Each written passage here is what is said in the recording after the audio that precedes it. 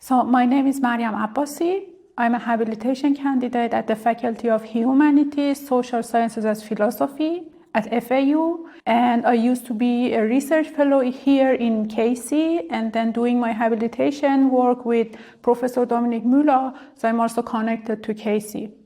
And my research is about how digitalization has changed the esoteric practices in contemporary Iran.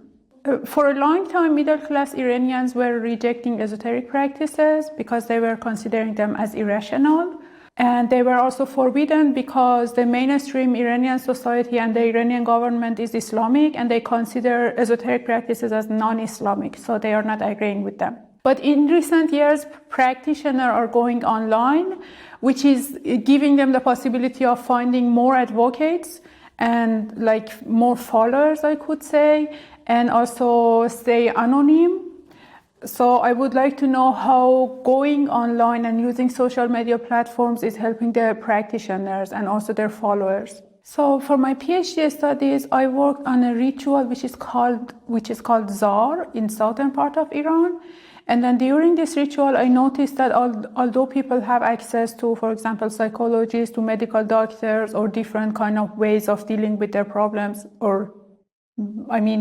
illnesses or social problems, but they are still going to this kind of rituals to deal with their issues.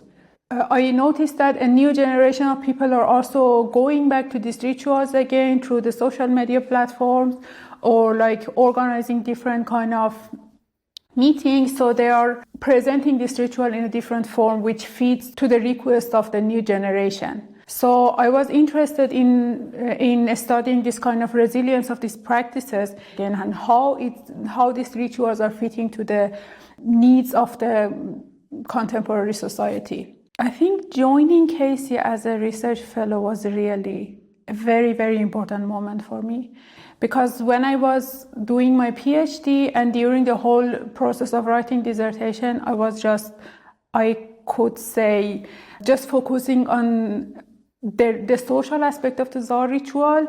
And then when I joined KC, I noticed that, first of all, this ritual is not only in Iran. So I found many similarities between what I did and also my colleagues in different countries and different areas. And the other thing was, I shouldn't only focus on the social function of the ritual. So the whole process of resilience and adaptation with for example, social media. So I think joining the meetings and seminars, colloquium, and writing the tandem partners is something that I can learn a lot from.